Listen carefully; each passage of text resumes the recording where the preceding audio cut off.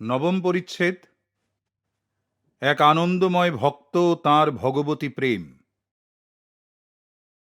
Master মহাশয় বললেন, বাবা একটু বসো, আমি জগজ্জননীর সঙ্গে কথা বলছি। গভীর শ্রদ্ধার সঙ্গে আমি নীরবে ঘরে প্রবেশ করলাম। মাস্টার মহাশয়ের দিব্য আকৃতি আমার চোখকে যেন রীতিমতো ঝলসে দিল।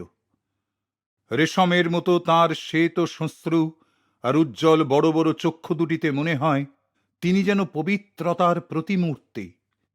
তাঁর ঈষৎ উন্নত গ্রীবা আর যুক্ত কর দেখেই বুঝতে পারলাম, প্রথম সন্দর্শনের জন্যে তাঁর গৃহমধ্যে আমার প্রবেশ যেন তাঁর পূজায় কিঞ্চিত বিঘ্ন সৃষ্টি করেছে।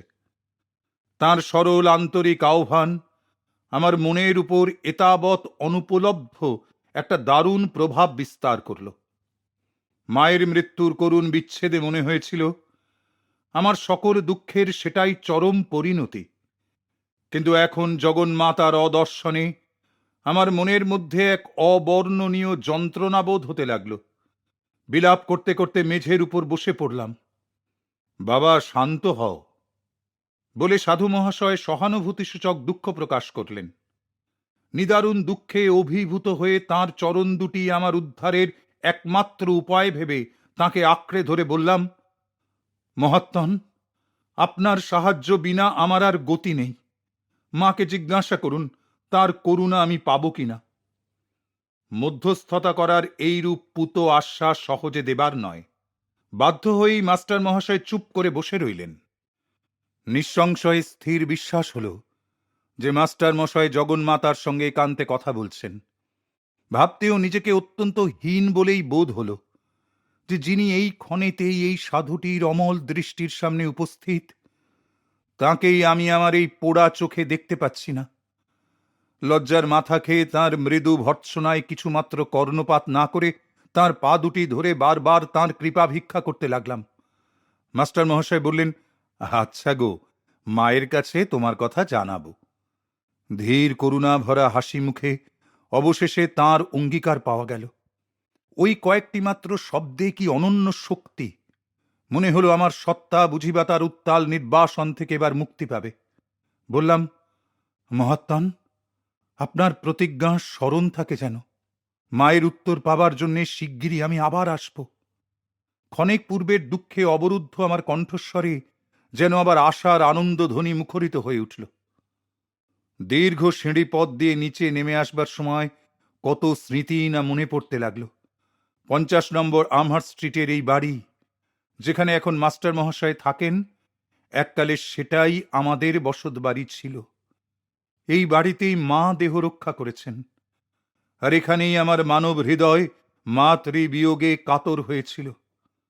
আর আজ মনে হচ্ছে ভগবতী মায়ের অদর্শনে আমার সত্তা যেন ক্রুশবিদ্ধ হচ্ছে। পুণ্য স্মৃতি বিজড়িত এই বাড়িটি আমার শোকের নিদারুণ বেদনা ও তার অন্তিম নিরাময়ের এক নীরব সাক্ষী। দ্রুত পায়ে গড়পার রোডের বাড়িতে ফিরলাম। সেদিন রাত 10টা অবধি আমার সেই নির্জন ছোট্ট চিলে কোঠায় আমি ধ্যানে ডুবে রইলাম। নিদাঘ নিশীথের অন্ধকার সহসা এক অলৌকিক দৃশ্যে উদ্ভাসিত হয়ে উঠল।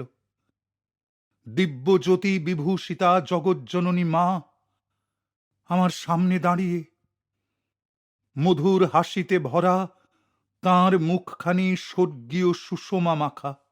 স্পষ্ট তাঁর বাণী কানে এসে প্রবেশ করল। বললেন, তোমায় তো আমি চিরকালই স্নেহ করি, আর তা সর্বদাই করব। স্বর্গীয় বাণী তখনও হাওয়ায় ভেসে বেড়াচ্ছিল। মা অন্তর্হিতা হলেন। পরদিন সূর্য যখন সবেমাত্র উঁকি দিতে শুরু করেছে, এমন সময় আমি মাস্টার মশায়ের বাড়িতে গিয়ে আবার উপস্থিত হলাম। নানা দুঃখময় স্মৃতি বিজড়িত সেই বাড়ির সিঁড়ি দিয়ে আমি তার 5 তলার ঘরে গিয়ে ঢুকলাম। বন্ধ দরজার হাতলে এক টুকরো কাপড় জড়ানো। বুঝলাম মাস্টার মহাশয় এখন কারুর ভিতরে আসা পছন্দ করেন না। কি করব ভেবে না পেয়ে অনিশ্চিতভাবে সিঁড়ির মাথায় দাঁড়িয়ে আছি। এমন সময় মাস্টার মহাশয় সাদরে দুয়ার খুলে দিলেন। আমি তাঁর পুণ্য পদতলে প্রণত হলাম। দিব্য আনন্দের ভাব চেপে রেখে মুখের ওপর একটা ছদ্ম গাম্ভীর্যের আবরণ টেনে দিয়ে নিরীহভাবে বললাম, মাস্টার মহাশয়, উত্তরটা জানবার জন্য খুব সকাল সকালই এসে পড়লাম।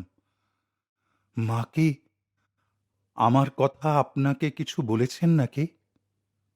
দুষ্টু ছেলে কোথাকার, শুধু এইটুকু মাত্র বলেই আর কিছু বললেন না। বাহ্যত আমার কৃত্রিম গাম্ভীর্য তাঁর মনে কোনোই রেখাপাত করেনি। ফের জিজ্ঞাসা করলাম, আপনার এত হেঁয়ালি বা কিসের? আর আমাকে এত এড়াতেই বা চাইছেন কেন? সাধু সন্ন্যাসীরা কি সোজাসুজি কোনো কিছু বলেন না নাকি? বোধহয় একটু অধৈর্য হয়ে পড়েছিলাম। তুমি কি আমায় পরীক্ষা করতে চাও নাকি বলো?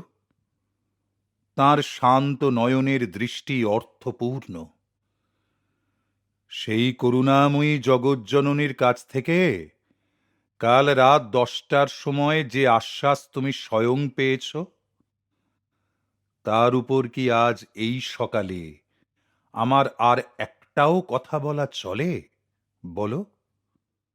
পুনরায় তাঁর চরণে আমি সাষ্টাঙ্গে প্রণিপাত করলাম। এবার আমার চোখ আর দুঃখে নয়, যেন অসহ্য সুখেই অশ্রুপূর্ণ হয়ে উঠল।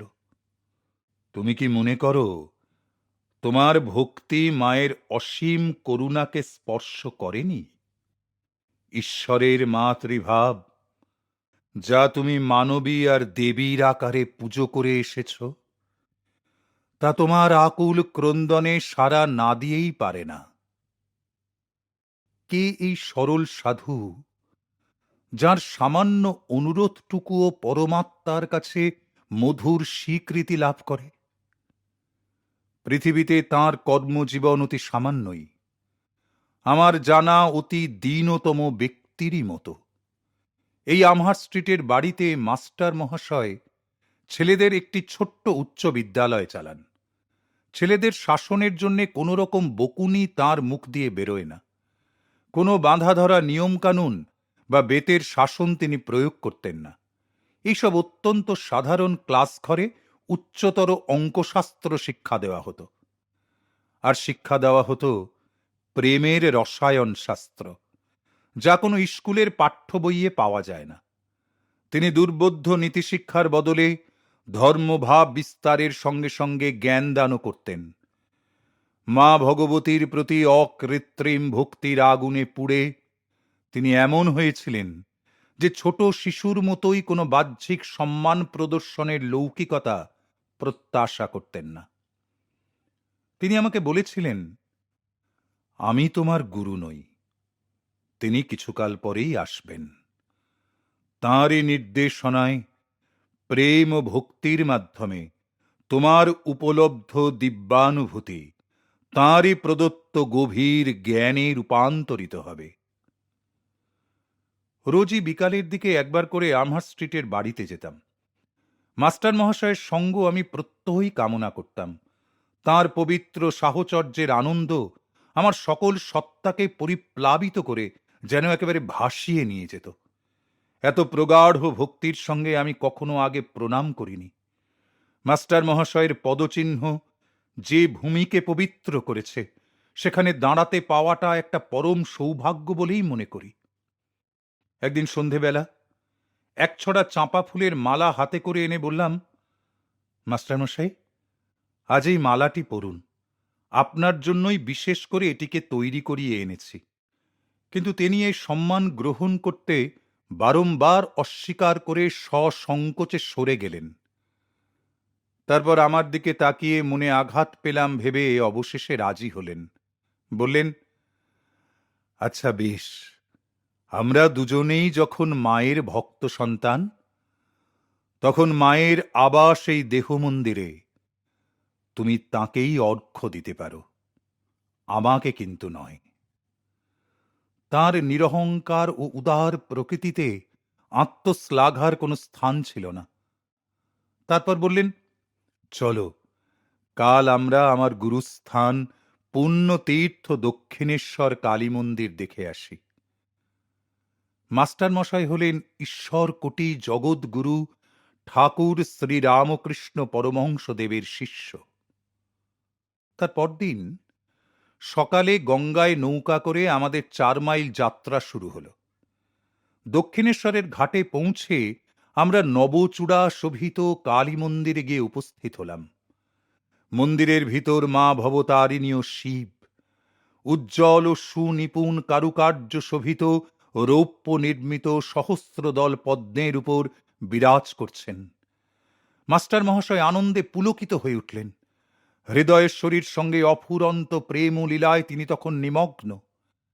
মায়ের নামগান যখন শুরু করলেন, তখন আমার আনন্দে উদ্বেলিত হৃদয় যেন শতদলের মতোই বিদীর্ণ হতে লাগল। তারপর আমরা সেই পুণ্যভূমি মন্দির প্রাঙ্গণের মধ্যে বেড়াতে বেড়াতে একটা ঝাউ গাছের ঝোপের ধারে এসে দাঁড়ালাম। এই বৃক্ষের বৈশিষ্ট্য যে রসক্ষরণ, তা যেন মাস্টার মহাশয়ের পরিবেশিত আধ্যাত্মিক অমৃত ধারারই প্রতীক।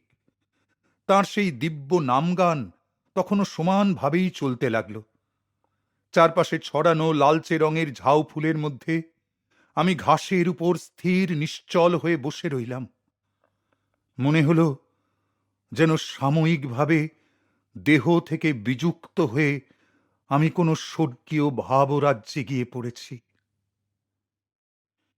এরপর সেই পুণ্যাত্মা মাস্টার মহাশয়ের সঙ্গে আরো বহুবার আমি দক্ষিণেশ্বর বেড়াতে গিয়েছি।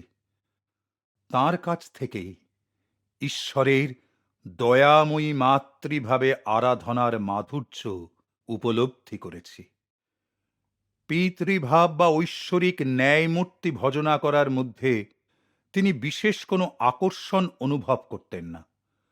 কঠোর আর খুব খুঁটিনাটি নিখুঁত হিসাব করে চলা তাঁর শান্ত প্রকৃতি বিরুদ্ধ ছিল।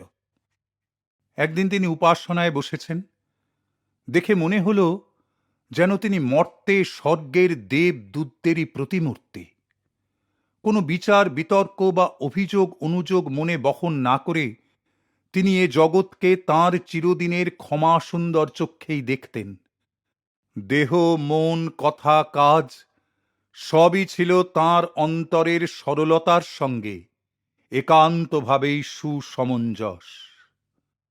কোনো জ্ঞানোপদেশ বিতরণের সময় আত্মগরিমাকে দূরে রেখে তিনি প্রায়ই এ কথা বলে শেষ করতেন, আমার গুরুদেব এই কথা বলেছেন। ঠাকুর রামকৃষ্ণের সঙ্গে তাঁর একাত্মবোধ এতই নিবিড় ছিল যে মাস্টার মহাশয় কোনো চিন্তাকে তাঁর নিজের বলেই ভাবতে পারতেন না। তাঁর স্কুল বাড়ির একটা অংশে একদিন সন্ধেবেলা আমরা হাত ধরাধরি করে বেড়াচ্ছি। এক পরিচিত ভদ্রলোক সেখানে এসে উপস্থিত হলেন। লোকটি অত্যন্ত আত্মম্ভরী। দীর্ঘ তত্ত্ব আলোচনায় তিনি আমাদের ভারাক্রান্ত করে তুললেন। ভদ্রলোক নিজের বক্তৃতায় নিজেই বিভোর। সেই আত্মম্ভরীর কর্ণগোচর না হয় এমনভাবে মাস্টার মহাশয় চুপি চুপি আমায় বললেন, দেখছি এই লোকটিকে দেখে তুমি খুশি নও। যাই হোক, মায়ের কাছে সব জানিয়েছি। তিনি আমাদের দুর্ভোগ বুঝতে পেরেছেন। মা বললেন, যেই আমরা ওধারের ওই লাল বাড়িটার কাছে পৌঁছব, অমনি ওর একটা ভয়ানক জরুরি কাজের কথা মনে পড়ে যাবে। আমার চোখ দুটি সেই মুক্তি তীর্থে নিবদ্ধ হয়ে রইল। লাল বাড়িটার দরজার কাছে পৌঁছতেই লোকটি ঘুরে একেবারেই চলে গেল। না শেষ করল তার কথা, না নিল বিদায়। বিক্ষুব্ধ পরিবেশ আবার শান্ত শ্রী ধারণ করল। আরেকদিন হাওড়া স্টেশনের কাছ দিয়ে একলাই হাঁটছি। ক্ষণেকের জন্যে সেখানকার একটা মন্দিরের কাছে একটু দাঁড়িয়ে পড়লাম। একটা ছোট দল ঢোলক আর করতালের সঙ্গে উদ্দাম হয়ে গান শুরু করে দিয়েছে। আমি তাদের মনে মনে নিন্দা করছিলাম। ভাবছিলাম, দেখেছ, কোনো ভক্তিভাব ছাড়া এই যন্ত্রের মতো এরা নাম গান করছে। হঠাৎ অবাক হয়ে দেখলাম মাস্টার মশাই খুব দ্রুত গতিতে আমারই দিকে এগিয়ে আসছেন। বললাম, আপনি এখানে? মাস্টার মহাশয় আমার প্রশ্ন এড়িয়ে গিয়ে যেন আমার চিন্তার প্রত্যুত্তরেই বললেন, আচ্ছা বাবা, ঠাকুরের নাম কি জ্ঞানী কি মূর্খ সকলেরই মুখ থেকেই কি শুনতে মধুর লাগে না? এই বলে সস্নেহে তিনি এক হাত দিয়ে আমায় জড়িয়ে ধরলেন। মনে হলো যেন তার জাদু কাঠপেটে চড়ে ভেসে তার সঙ্গে মায়ের দরবারে গিয়ে হাজির হয়েছি। একদিন বিকালে হঠাৎ জিজ্ঞাসা করলেন, একটা বায়োস্কোপ দেখবে নাকি? প্রশ্নটা সংসার বিরাগী মাস্টার মহাশয়ের কাছ থেকে আসাতে বেশ রহস্যময় বলেই বোধ হল। বায়োস্কোপ কথাটা তখন চলচ্চিত্র বোঝাতে ব্যবহৃত হতো। আমিও তখনই রাজি হয়ে গেলাম, কারণ যে কোনো উপলক্ষে তাঁর সান্নিধ্য আমার অতীব প্রিয়। যাই হোক, দুজনে তো তাড়াতাড়ি পা চালিয়ে বিশ্ববিদ্যালয়ের সামনে গোল দিঘিতে এসে পৌঁছলাম। মাস্টার মহাশয় সেখানে একটা বেঞ্চে বসতে ইঙ্গিত করলেন। মাস্টার মহাশয় বললেন, এসো খানিকক্ষণ এখানেই বসি। গুরুদেব সর্বদাই বলতেন, কোনো জলাশয় দেখলেই তার পাশে বসে ধ্যান করবে। এই নিস্তরঙ্গ রূপ ঈশ্বরের বিরাট শান্তির ভাবটিকে স্মরণ করিয়ে দেয়। সব জিনিসই যেমন জলে প্রতিবিম্বিত হতে পারে, তেমনি নিখিল বিশ্বজগৎ বিশ্ব চৈতন্য সাগরে প্রতিফলিত হতে পারে। গুরুদেব প্রায়ই এই কথা বলতেন। অল্প কিছুক্ষণ বাদেই আমরা বিশ্ববিদ্যালয়ের হল ঘরে প্রবেশ করলাম। সেখানে তখন একটা বক্তৃতা চলছিল। সেটা নীরস আর অত্যন্ত একঘেয়ে বলেই বোধ হল, যদিও স্লাইড দেখিয়ে মাঝে মাঝে একঘেয়ে বক্তৃতার ভিতর বৈচিত্র্য আনবার চেষ্টা করাও হচ্ছিল। ভাবলাম, তাহলে মাস্টার মহাশয় কি আমায় এই ধরনের বায়োস্কোপ দেখাতে চেয়েছিলেন নাকি? আমি অধীর হয়ে উঠেছিলাম, কিন্তু মুখে সেরকম ভাব প্রকাশ করে মাস্টার মহাশয়ের সরল মনে আঘাত দিতে আর আমার মন চাইল না। যাই হোক, তিনি সাগ্রহে আমার দিকে ঝুঁকে পড়ে বললেন, তবে তো দেখছি তোমার এই ধরনের বায়োস্কোপ আর মনে ধরছে না। মাকে জানালাম, তিনিও আমাদের দুজনের জন্য সমান দুঃখিত। তিনি আমায় জানিয়ে দিলেন যে এই হলের বৈদ্যুতিক আলোগুলো এক্ষুনি নিভে যাবে, আর আমরা হল থেকে বেরিয়ে না পড়া পর্যন্ত তা নিভেই থাকবে, জ্বলবে না। আশ্চর্য! যেই মাত্র তাঁর কথা শেষ হলো, অমনি হলটি একেবারে অন্ধকারে ডুবে গেল। বক্তা অধ্যাপক মহাশয়ের উচ্চ কণ্ঠ বিস্ময়ে একেবারে নীরব হয়ে গেল। তারপর তিনি বলে উঠলেন, হলের ইলেকট্রিক লাইনগুলো দেখছি সব একদম খারাপ। এর মধ্যেই মাস্টার মহাশয় আর আমি নিরাপদে দরজায় পৌঁছে গিয়েছি। বারান্দা দিয়ে এগিয়ে যেতে যেতে পিছন ফিরে চেয়ে দেখলাম হলঘরটি আবার আলোকিত হয়ে উঠেছে।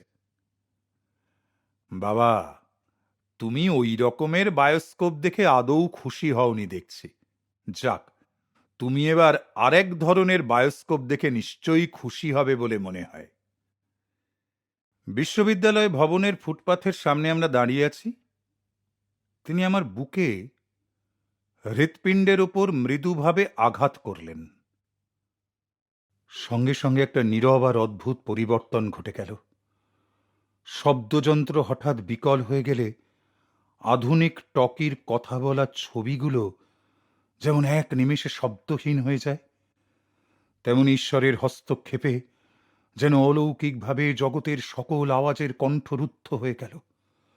পথচারীর দল, ট্রাম গাড়ি, মোটর, গরুর গাড়ি, লোহার চাকাওয়ালা ছ্যাকরা গাড়ি সবই যেন নিঃশব্দ গতিতে রাস্তা দিয়ে চলতে লাগলো।